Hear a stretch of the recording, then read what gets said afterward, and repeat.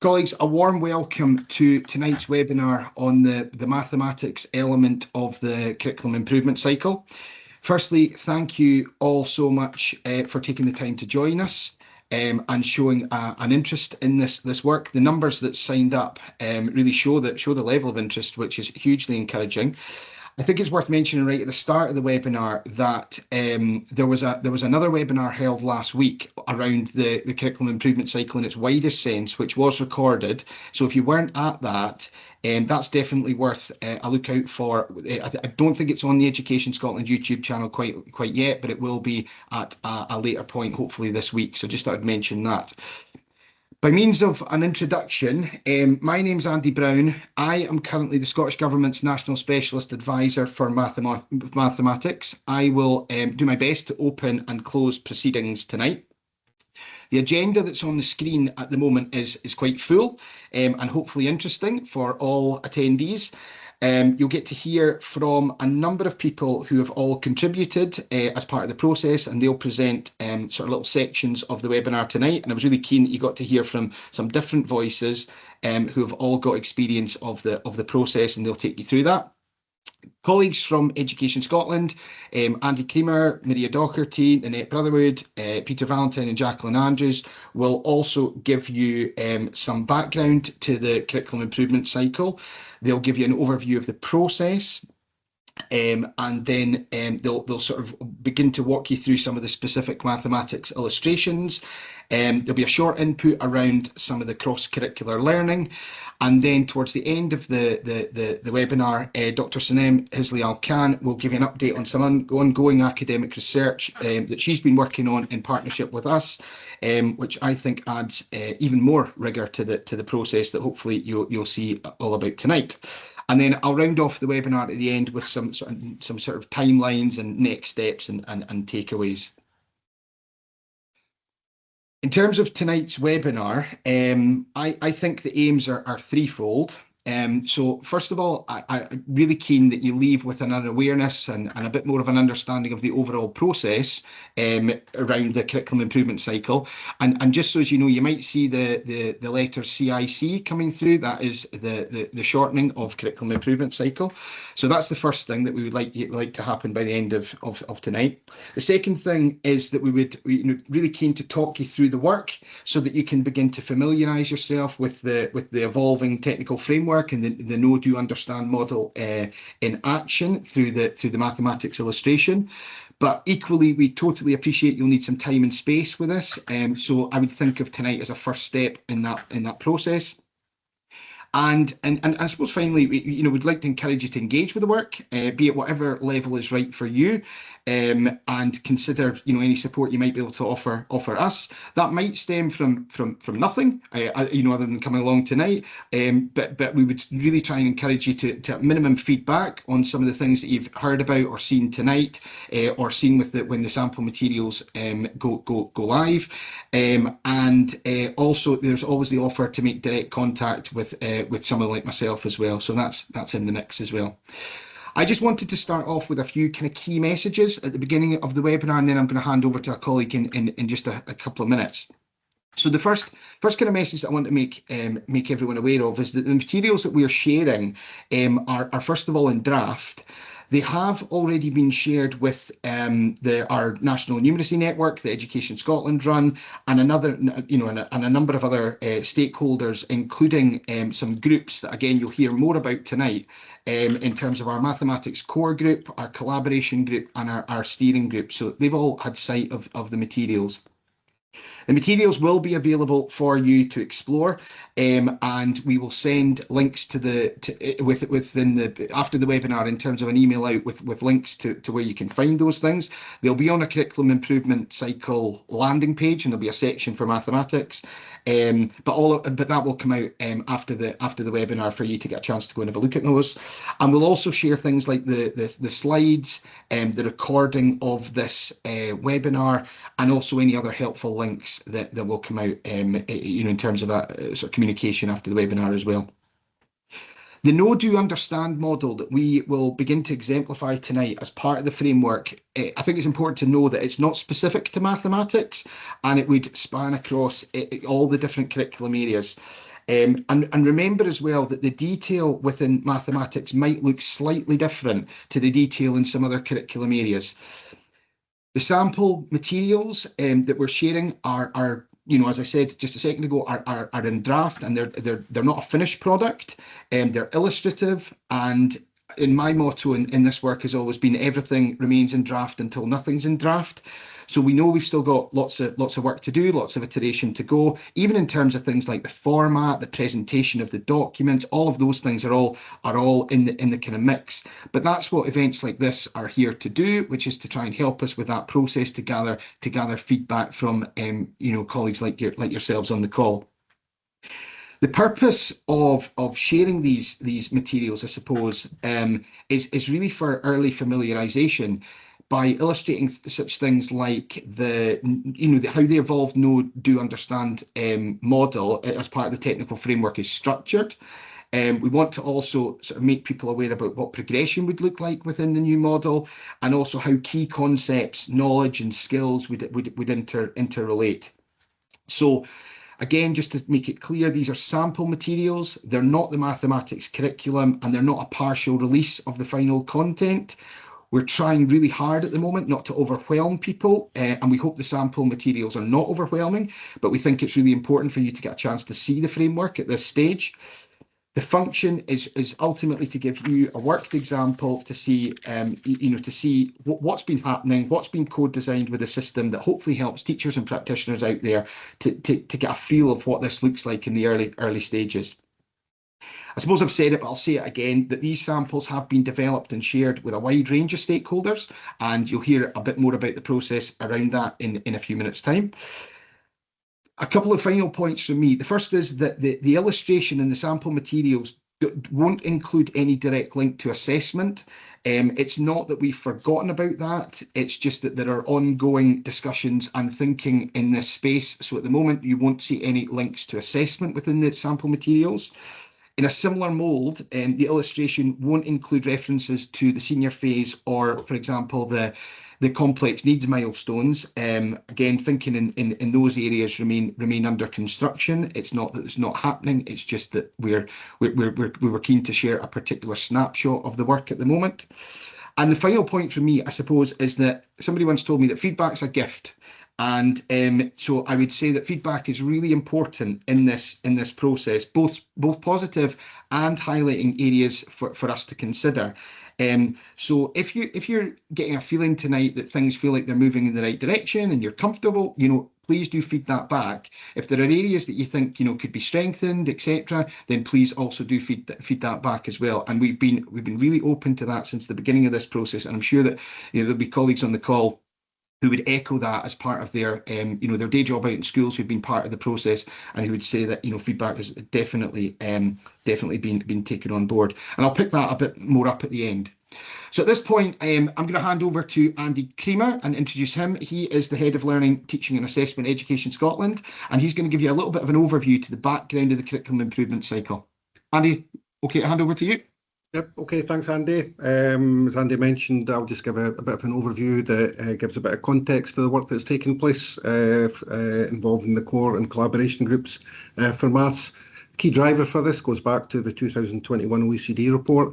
At the time, I think a lot of attention was attracted to the recommendations in relation to the senior phase and qualifications, hence setting up Louise Hayward's group, but also had very significant recommendations for the position of knowledge within the curriculum, and also the need to establish a systematic cycle of review. And part of the work that we've been involved in is establishing what that sort of systematic cycle looks like, different stages involved in that. And it's worthwhile just sort of reinforcing that this will, as a systematic approach, will become a regular feature of the education landscape on a roughly sort of 10-year cycle. Nanette, do you want to move on? Couple other things. I think it's really important to understand sort of the wider context, because this is a journey that a number of other education systems, a number of other countries have been taken. Around about the turn of the century, a number of education systems moved to competency-based models. Issues have arisen with those types of approaches, and the work involving evolving the technical framework has really been in response to some of the issues that have been identified. A really strong message that a number of other countries are involved in is focusing on decluttering the curriculum, focusing on what do they need to prioritise within the curriculum to deepen learning, and as a result, what do we need to deprioritise. A real focus on developing conceptual understanding, and that general direction of travel being replicated across a number of other systems. It does raise a number of risks in that there is a risk that, if you like, the pendulum swings back to where we were pre-CFE. We've moved from that for very specific reasons. We've been given international advice from organisations such as the OECD, UNESCO, the World Bank and so on. And there are also some messages coming through from what are seen internationally as high-performing systems that have aligned with and helped shape the work that has been taking place evolving the technical framework. Do you want to move on, Nanette? In response to the OECD recommendation, Education Scotland set up pilot curriculum reviews that ran from February 2023 up until March 2024. They covered 6 of the curriculum areas prior to the Cabinet Secretary announcing, if you like, the full-scale curriculum improvement cycle work. The maths, coincidentally, was the first of the curriculum areas to enter the pilot curriculum reviews. And what came out of these pilots were some very strong and very consistent messages that have helped shape the work that we've been involved in so far.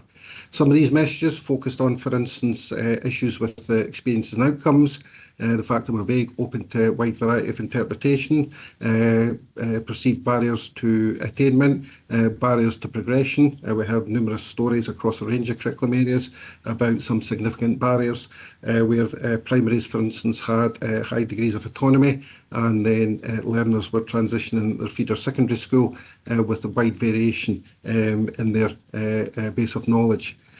Also some significant messages over progression and a range of challenges in relation to, for instance, cross-curricular areas. In response to these messages, the Cabinet Secretary a year past June sanctioned that the curriculum improvement cycle would not only focus on, if you like, updating the curriculum, but would also focus on evolving the technical framework. Do you want to move on to that? The work involved in the technical framework has been heavily influenced by the views of teachers from the pilot reviews and subsequently the formal curriculum improvement cycle groups. Nanette, do you want to jump to the next slide? These have helped establish what we have identified as key principles for evolving the technical framework. And by the technical framework, we're really referring to the guidance, the documentation that exists to help teachers and practitioners plan learning. Some of these key principles are: we need to provide clear parameters for the selection of content as part of a process of decluttering the curriculum. This issue was addressed and discussed on the very first day of the first maths pilot event, and in response to questions regarding what would a future-orientated maths curriculum look like, there was a lot of suggestions what needed to go into the maths curriculum, but very few suggestions about what needed to come out, and therefore we needed to provide some parameters for making some choices if we were going to focus on decluttering the curriculum and focusing on greater depth of learning. Other key principles: need to clarify the knowledge that learners should have, particularly at key points in their learning, especially around transition, needing to outline more clearly what progression looks like, not just between levels, but also within levels, trying to ensure that we have clearer, less and more coherent guidance, if you like, guidance in place of, not in addition to. Some very strong messages about the significant differences that exist across different curriculum areas, who all have their own different structures of knowledge, and needing to evolve a framework that's adaptable to the realities of different subjects. We had a very, very clear message, again, across all the curriculum areas about practitioners looking for greater clarity, but still desiring high levels of autonomy to make decisions on the context that were most appropriate for their learners and the communities that they operated in. We had a strong message regarding the need to have a genuine 3 to 18 framework. I think the BG and the senior phase were felt to be two different frameworks that often spoke different languages, but even where they used the same language, they often had different meanings for the same terms. And then a clearer, more coherent position for cross-curricular expectations. So we have responsibilities of all, national entitlements, a range of other potential cross-curricular areas. These have effectively emanated from the work of the pilot reviews and have shaped what we've been working on as we've evolved the technical framework. Nanette, do you want to move on? Other key aspects, we had some significant recommendations from the OECD and other Scottish Government commissioned independent reports. The OECD, in its report back in 2021, pointed us towards exploring a big ideas approach to making decisions regarding prioritisation and deprioritisation of content. They also directed us to look at a number of other countries making the same journey as us, and particularly their approaches to a know, do and understand model. And maybe just at this stage, just want to emphasise that a know, do, understand model, we're not looking at lifting what other systems have. We're looking at developing something that suits our context and is appropriate for our learners. We've also considered how other countries have approached curriculum review. We've engaged with international educators and from different systems. We've considered research. We've also identified what could be seen as common features of high-performance systems, and a significant aspect coming out of those has been a really strong focus on developing conceptual understanding and the application of learning into real-world context. And it's probably not a coincidence that the recent maths thematic report from HMIE also had similar recommendations. Do you want to move on, Nanette? One way to look at the evolving framework is looking at, as I've said, in 3 layers. The first layer represents understanding, which are the big ideas and the concepts that we'll go on to in a few slides' time. And then underneath that, a second layer focused on the sequencing of the concepts and broadly indicating what we would want learners to know and be able to do to develop that understanding at different levels. And then the final layer at a more granular level, effectively operating as a national progression framework. And then moving on, Nanette. Just to emphasise that there's been a fair amount of work that's went on in the background to get to this point, emanating to start off with from the OECD report, the pilot reviews that I'd mentioned, the Cabinet Secretary's agreement, the engagement with different sources of information and evidence. The work involving the technical framework heavily involved the Maths Core Group that was established about 18 months ago.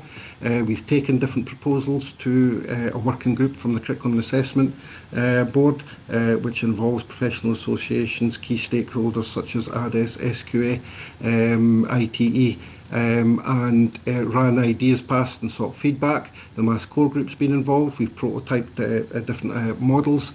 We went out and tested them and had some really strong feedback, in particular from primary colleagues. The general direction of travel that we've taken has been sanctioned by the Curriculum and Assessment Board. It's been further discussed with the ADES Curriculum and Qualifications Group. Professional associations have been involved, and then Scottish Government approved, and then Cabinet Secretary, and finally the approach has been subject to a ministerial decision. So at this point, I think I'm due to pass over to Maria, who will, I think, go into a bit more detail on the processes involved, the work of the groups, in particular the Core and Collaboration Group for Maths, and also a bit of insight into the big ideas and concepts. Thanks, Andy. So I'm just going to go over, as Andy said, a bit of an overview of the process taken so far, and also provide an overview of some of the draft materials. What you see on the slide just now illustrates the co-design model for reviewing the Scottish curriculum. The model consists, as you see, of 4 distinct but interlinked stages that are now being used across all the review programme. So the first stage was the analysis stage, and that was gathering feedback from practice and how the curriculum is working at all levels, so ELC, schools, colleges, regional, national. And also we looked at international evidence, including the TIMSS and PISA evidence, and also undertook lots of research on specific issues. And this really helped us identify areas for closer focus. The pilot curriculum review process that Andy outlined there, alongside things like national discussion, were particularly useful in terms of where things are working and where perhaps things need further focus. We also had the advantage of some pre-existing work of the NRIM, the National Response to Improving Mathematics groups, who had already started to think along these lines. The stage that we're in at the moment is stage 2, which is the engagement and the co-creation stage. And this is the planning and engagement and collaboration stage, where we go and gather and process feedback and start to draft and test some of the draft work streams. So that's where we're at currently. but we will move into the share, learn and adopt stage, and finally mobilise, monitor and evaluate stage, where we start across these stages of thinking about how we build capacity, what professional development might look like, what support material might be useful, and really trying to kind of monitor the experience of practitioners and learners. We will share a wee bit more at the end of the presentation about these stages in terms of the timelines, so that you'll get a bit of an idea of when these different stages will come into play. It's worth mentioning just before we move on to the next slide, as Andy said, we work and continue to work really closely with practitioners, senior leaders, local authority personnel, ITE, so the initial teacher education institutions, and a variety of additional stakeholders, and we have done that throughout this whole process. We've got lots of different groups who support us in different ways, and the groups represent various sectors and also local authorities, because what we really want is that we have an equitable voice represented across the evolving guidings. So I'll talk you through a wee bit more of that on the next slide. Thanks, Annette. So just wanted to take a little bit of time to highlight a few of the groups who have been instrumental in supporting this work so far. And the first group that I would start with, you'll see evidenced in the image, is the collaboration group. So our collaboration groups are made up of approximately 100 participants, and where possible, the ratio of practitioners to other participants is 3:1 respectively. And this is really so that we get that practitioner representation wide across local authorities, different sectors represented in different roles too. We were very fortunate that we had these pre-existing networks in place. So we had our NRIM group that I mentioned earlier. So we already had people that we could call on, and our relationships with these people were already built and really strong. The collaboration group meet roughly twice a year and online as and when appropriate. And the main role for the collaboration group is really to identify what's working and what's maybe not working as well in mathematics. They've also been exploring options and possible solutions to some of the areas that was felt that needed a bit of change or a bit of improvement. They also sense check and test possible solutions. And across all the groups, we would hope that they would be advocates for the overall curriculum improvement cycle work.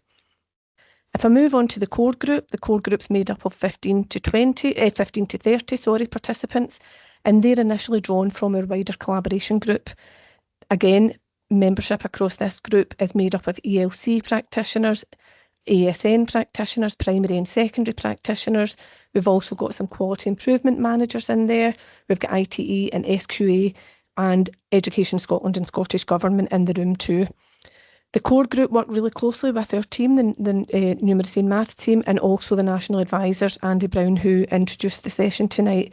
And they will continue to work alongside us as we work through the stages outlined previously.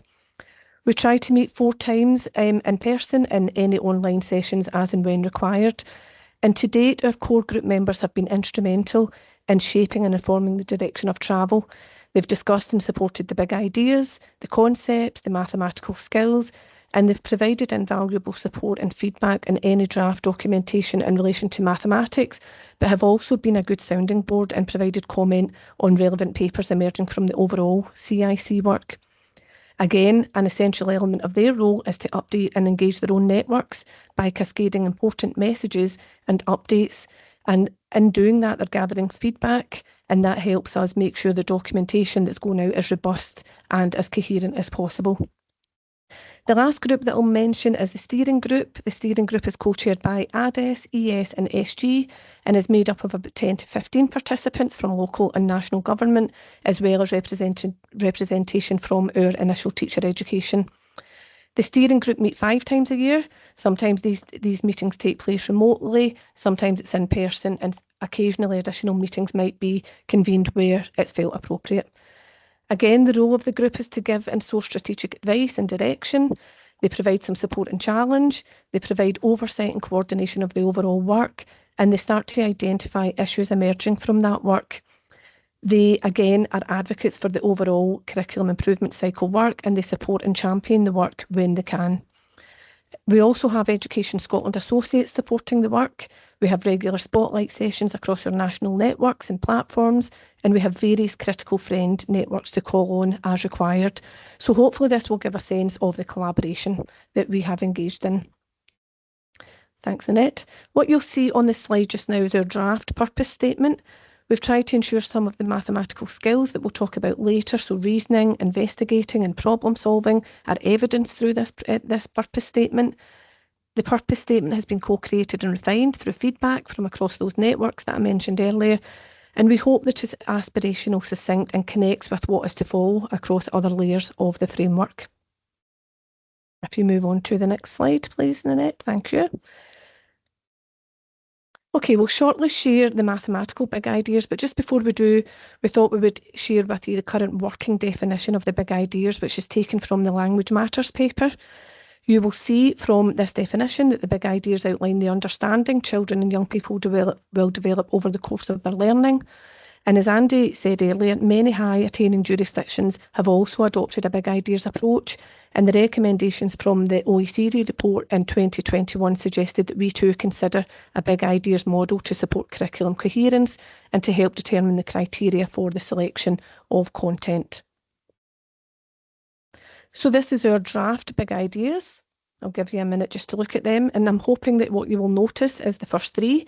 They should be familiar as these are based on current mathematics content. The last three are what we believe will really help support the conceptual understanding that was mentioned earlier. The order of these might change. This is just simply an illustration.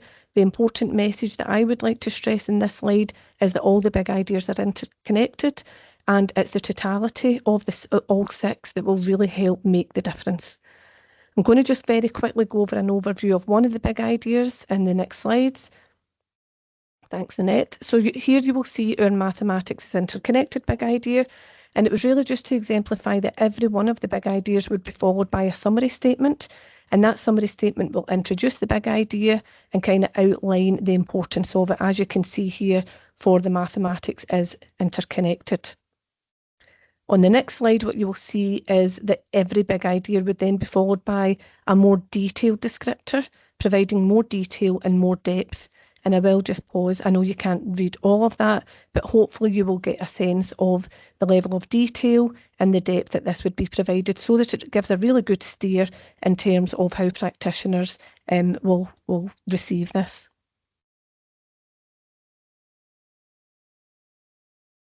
Okay, maybe moving on, Nanette, to the next slide, if that's okay. And again, what you will see here is the definition of a concept. Again, we will share with you on the next slide our draft mathematical concepts, but again, just thought it was important to share what definition we're working towards.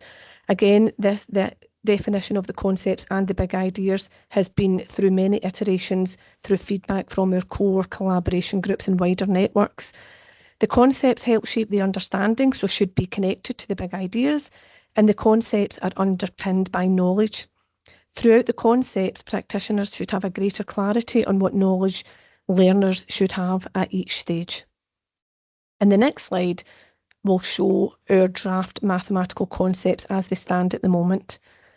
And just to clarify before I pass on to Nanette, not all concepts are relevant across all areas of learning and at all levels. They will fade in and out appropriately. Okay, can I now pass over to you, Nanette? Sure, thanks, Maria.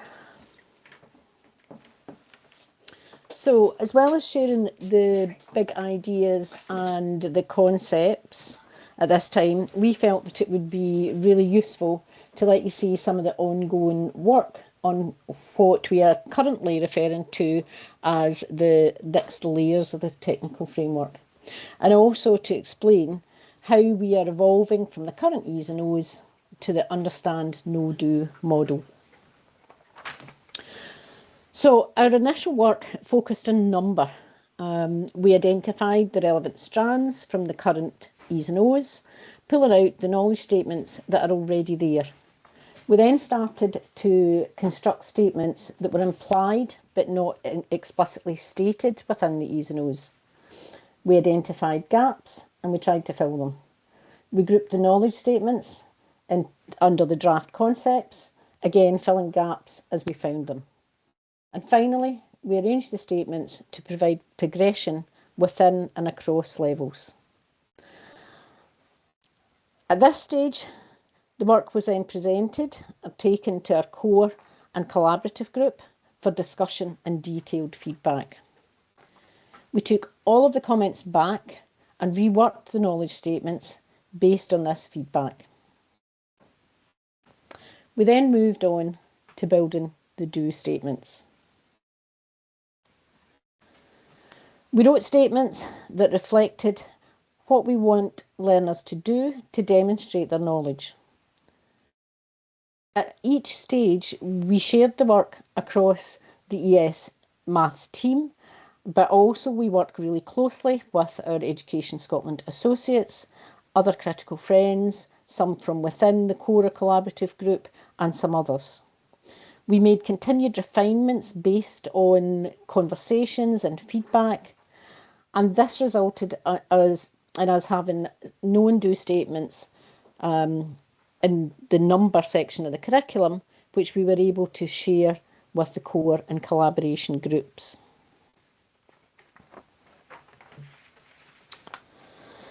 At every stage, the comments and feedback were considered and actioned as appropriate. We continue to review and refine the number part of the curriculum, but most recently we've shared current thinking on shape and space with our core group, and we're now in the process of reviewing and actioning suggestions and comments on this. This will then go back to our groups and to other critical friends. The final piece of the jigsaw is data, and we hope that we will be in a position to share initial drafts of the no and do statements for data with our core group in January. This is an ongoing process, and as Andy Brown mentioned earlier, everything you see is very much a work in process. As he said, it's all in draft until nothing's in draft.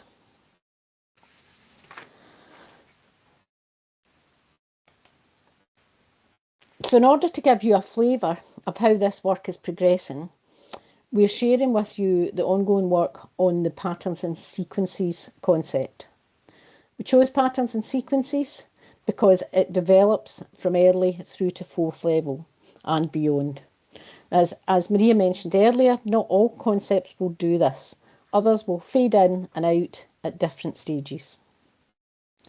So this slide shows the part of the sequencing of concepts that Andy Creamer talked about, that layer, that second layer. It gives the broad overview of the development of the concept as we progress through the levels. We've also included some key vocabulary for learners. Quite strong feedback from our core and collaboration groups suggested that it was really important to highlight that vocabulary.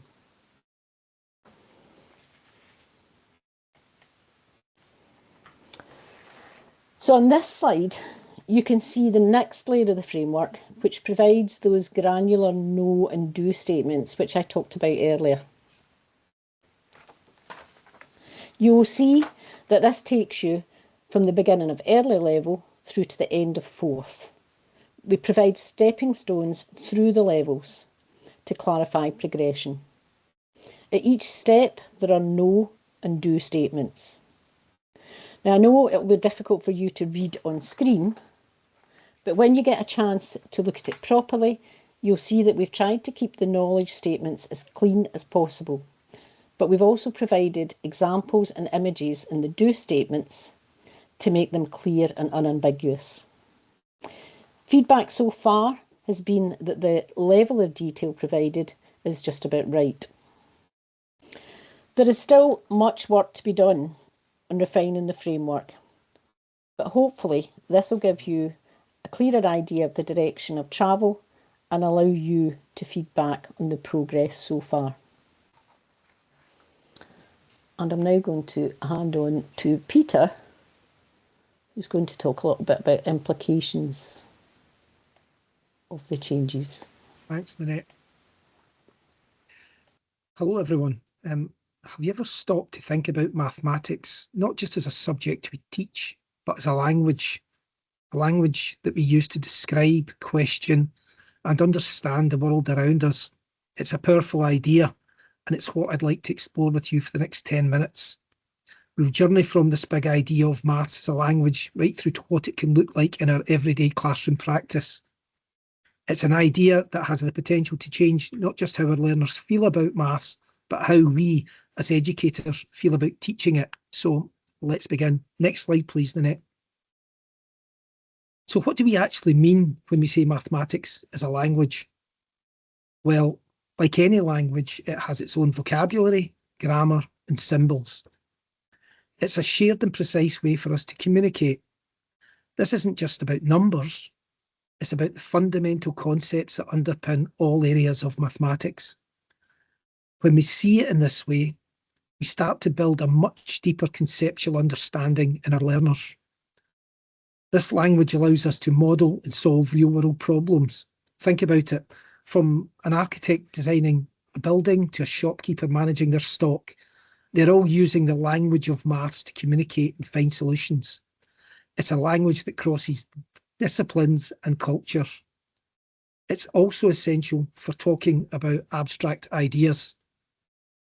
How else could we explain the concept of infinity or the beauty of a perfectly symmetrical pattern? We use the precise notation and symbols of maths to make these abstract thoughts concrete and communicable. But it's not a silent language. It's about discourse and collaboration. It's about our students talking to each other, sharing their ideas, and asking those wonderful, purposeful questions that spark curiosity, engagement, and creativity. It's in these conversations that real learning happens. And finally, this language underpins clear thinking. It encourages our students to justify the reasoning, to make informed decisions, and to make their thinking visible to others. It's not just about getting the right answer, but about explaining how they got there. Next slide, please. If we want our students to become fluent in this language, we need to be intentional about how we design our curriculum. It's not enough to just teach the concepts. We have to build linguistic fluency right alongside it. This starts with learning progressions. We need to explicitly plan for how we develop vocabulary and syntax right from the early years. Think about how a child learns to talk. We start with simple words and gradually build up to complex sentences. It's the same in maths. We need to help our students move progressively from everyday words to the formal technical terms of mathematics. Our scope and sequence also needs a slight shift in focus. We often concentrate on the idea of what instead of the how and why of maths. But to build fluency, we need to put more emphasis on the why. We should create opportunities for students to explain the reasoning, to justify their solutions, and even to critique the reasoning of others. This builds a much richer understanding. Next, we need to make cross-curricular links explicit. Maths isn't an island. It's a language that connects across the curriculum. When we show learners how maths is used to create a piece of music or to understand historical data, we help them appreciate its power and utility in the real world. And finally, our thinking around assessment practices continues to evolve, moving beyond just marking correct answers. We could further develop assessment approaches using explanatory writing, oral presentations, and peer assessment to capture the full range of students' mathematical proficiency.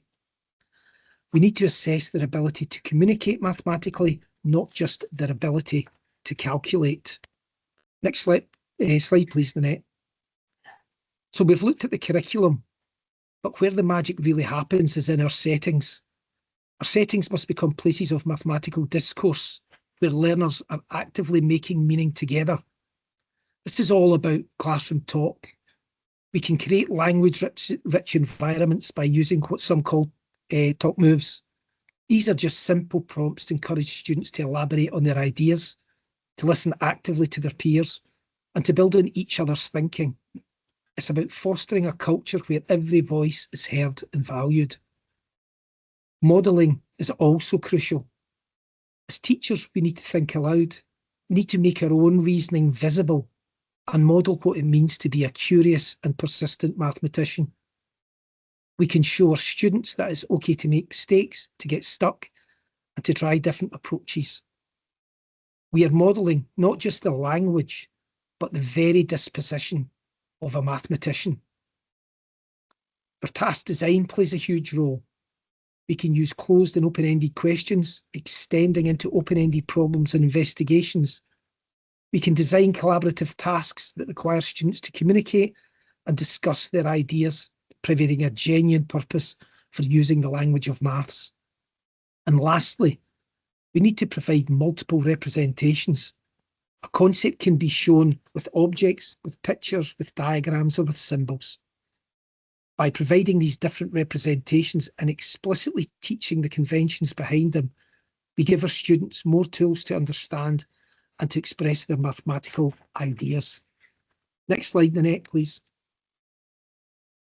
Of course, none of this happens without proper support for us as educators, and that's where thoughtful professional learning design comes in. We need to offer a range of opportunities that meets people where they are. At the informational learning, we might run awareness sessions or share articles that build a foundational understanding of mathematics as a language. These are accessible entry points for everyone. As people engage more deeply, we can offer formational opportunities. These are the workshops and collaborative planning sessions where we start to align our beliefs and pedagogy with this approach. It's where theory starts to meet practice. We would also like to develop transformational professional learning. This is the deep work that leads to lasting pedagogical and curricular change. It might involve coaching, action research, or sustained professional learning communities where educators are supported over time to truly embed these practices. A holistic approach means we're not just offering one-off sessions, we're designing a pathway that ensures meaningful progressional growth for everyone, from those just starting to explore these ideas to those ready to lead transformation in their own setting. So, to bring it all together, viewing mathematics as a language isn't just a clever analogy, it's a practical framework that can guide our curriculum design and our practice. It helps us move from simply teaching procedures to building deep conceptual understanding. It empowers our students to think critically, to communicate effectively, and to see the beauty and utility of mathematics in the world around them. My hope is that you leave today feeling inspired to think about the language of maths as a big idea in your own schools and settings. Thank you. Now it's over to Jacqueline. Thanks, Peter. I'm just going to quickly update you on some cross-curriculum work that took place during session 24-25, and I'll explain how this links into the maths in a few slides in.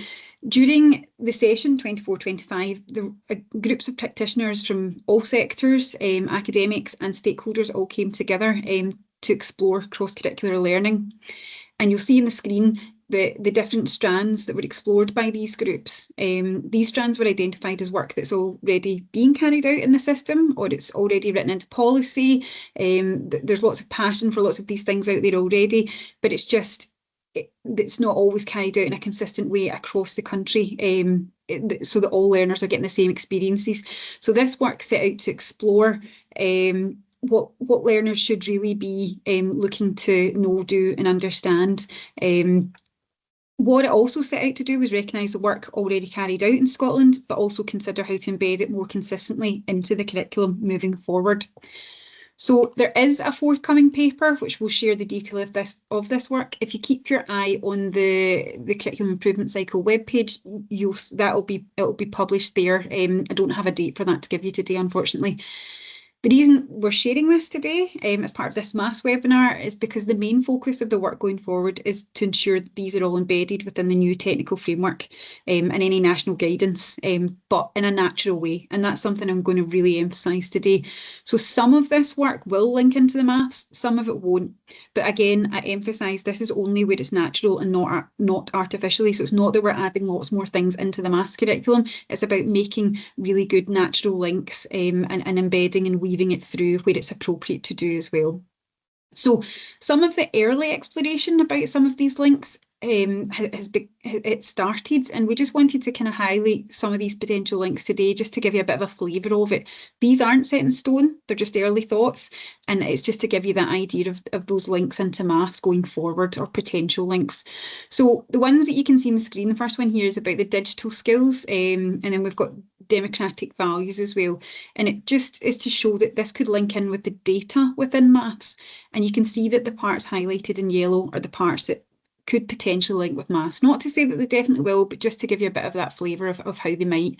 And I'll just give you a moment to scan over these. And I do apologise, there is quite a lot of text on this slide, but we just wanted you to be able to see what our thinking was around this.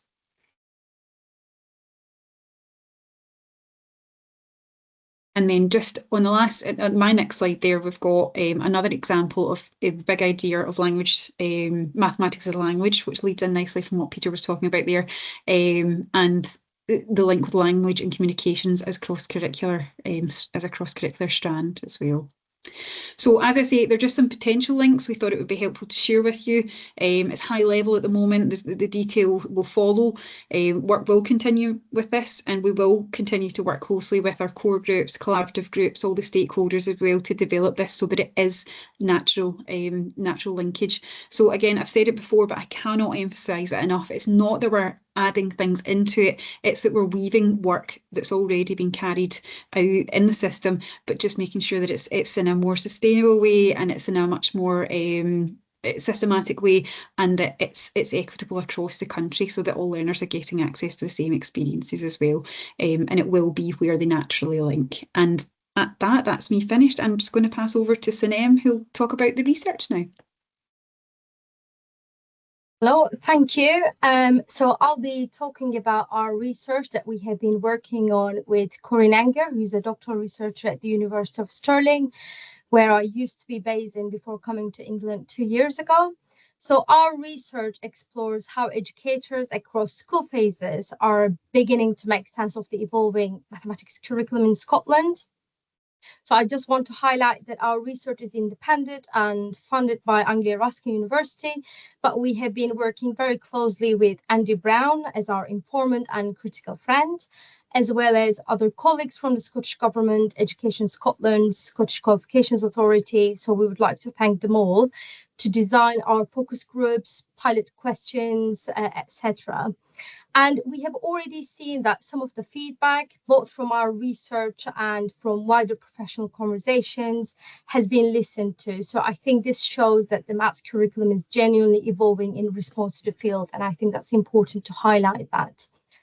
So far, we have completed 13 focus group interviews with 29 educators and 7 education stakeholders. And these will be followed by a large-scale survey developed directly from the voices of our participants. And we want to take this opportunity to thank them all. So we want to highlight a few findings from our research. In our focus groups, we discussed educators' emotions around the curriculum update, which were welcomed by all of our participants. And one reason was that because we know that the emotional landscape shape curriculum making practices. And good news, more than half of our participants described feeling hopeful, or they want to feel optimistic about the next steps. And there was a clear pattern in the findings that those who are more involved in the process, it could be attending webinars like this, or reading the documents, or just playing with those big ideas and concepts and imagining how those might land into their classrooms, tend to report more positive emotions. And primary teachers feel particularly enthusiastic about some of the big ideas. For example, mathematics is meaning and interconnected, because they can already consider these shaping their practices. Secondly, people's sense-making and curriculum making capacity are strongly influenced by their engagement with their networks. Probably that's not surprising for anyone. But this currently appears to be a somewhat complex landscape to navigate. We also observed variation in what shapes or what underpins people's sense-making practices. For early years and primary, colleague subject knowledge and subject-specific professional learning play a central role. And in secondary phase, assessment culture emerged as a key influence. But overall, we wanted to say that our findings point to cautious enthusiasm and optimism, which is really good. And those feelings can be strengthened by mobilizing the relational assets that other colleagues have talked about during the webinar and the professional communities that already exist. So I would like to end by saying that it's an important moment. It's really exciting, and it's a real opportunity for educators to be involved and to help shape the future of maths curriculum making. So please keep an eye on a link to our survey in the next couple of weeks as well. So thank you. I'm just handing over to Andy. Thanks, Naim. Really appreciate it. So I'm just going to close off the webinar tonight with a few final kind of comments. I completely understand that there is a lot to take in. I hope that this has been a starting point for you tonight, and that the sample materials, when you do see them, begin to sort of pull some of these thoughts together. In terms of takeaways, how I thought we might kind of end this was thinking through, you know, what might you do at the moment? And the first thing that I would encourage, you know, everyone on the call to do is to first of all share some of the information that has been shared tonight. Share things like links to recordings, materials, all of those kind of things. As I said earlier on, they'll be housed on the Curriculum Improvement Cycle page, and a link will come to you if you don't know where that is. So it will come out in an email. So yeah, just get the word out there, share it. And consider, you know, start to consider what that means for you. In terms of play, what I was getting at with that one was around sort of almost playing with the ideas that we've talked about tonight. So then mentioned there about, you know, primary teachers feeling quite enthusiastic about big ideas, and, you know, other people talk a lot about the concepts. It's just sort of begin to play with some of the stuff that we've talked about tonight. Challenge colleagues, chat it through in staff rooms. All of those kind of things are all starting points for the process. Explore. So there will be a number of kind of, as we've said tonight, number of sample materials that will come out as part of this. Go and, you know, spend time, explore it, think about it, all of those things. There will also be sort of light touch package of support that will sit alongside this. So you might, you know, in the coming kind of weeks ahead, you might see things like podcasts and LinkedIn articles and those kind of things that will also come out. And again, hopefully links to those will be contained on that Curriculum Improvement Cycle landing page, which I keep referencing. So it's important that you go and you have a look on that page. And I'll reference a sort of e-bulletin in just a second. And the last thing, and I said it at the beginning, really important that we keep getting the feedback. As I said, really genuinely happy to accept positive feedback. Quite often, if people think things are okay, they just sort of don't say. So I think it's important, if you think that this is helpful or it feels like it's moving in the right direction, that you say that. But equally, incredibly open to further considerations or things that people think might be improved, etc. When you see the materials in a bit more detail. Moving on to the next slide. In terms of next steps, this is probably more for us than anything else, but I just thought I would kind of share this with you. We will continue to try and raise the awareness of this work. What's quite exciting about this from my angle is that mathematics is the first one of these webinars that are going ahead. The other areas of the curriculum improvement cycle, as was kind of indicated earlier on, is all ongoing as well. So you'll probably begin to see a lot more of this, but this is the first time that something like this has happened with a kind of subject specific or curriculum area lens, particularly on it. And just to remind people that I did direct you to the webinar around the curriculum improvement cycle in its widest sense from last week that will be on the Education Scotland YouTube channel, so that might be worth having a look at as well. The e-bulletin that's in there, you can find that on the landing page as well, but it's worth signing up to so that the information just arrives in your email box I think it's every month or something like that, in that sort of cadence. So yeah, keep an eye on that. The writing process for mathematics, and as Jacqueline talked about earlier on, the cross-cutting learning will continue somewhat in its current form, adapting to feedback as we progress, with the aim of having a further draft available in June 2026. And then the last point here, which I'll just move on to in just a second with another slide, but we were going to, we'll publish the populated technical framework in its widest sense, together with a refreshed curriculum guidance for that sharing and adoption phase by January 2027, in line with the Scottish Government's timeline for curriculum and qualifications reform. That document is available you can actually get it there through the QR code on this slide. So this was a kind of very much a high level timeline of some things and some dates that I thought were important to highlight to you. So summer 2026, we'd be looking at the draft evolved technical framework being published. So that's when you would see it in its kind of entirety. Then there will be a sort of sharing, or we call it internally a sort of alignment phase. So the alignment phase that will happen, and then there'll be the sort of sharing and adopting the curriculum from January 27 to June 28, with the first formal adoption of the changes within the broad general education early to third level in August 28, moving into fourth level and beyond in August 29. So all the detail of that timeline is contained under the QR link or the Scottish Government's document that's on the screen there, that was published in June earlier this year. And last slide, almost bang on time.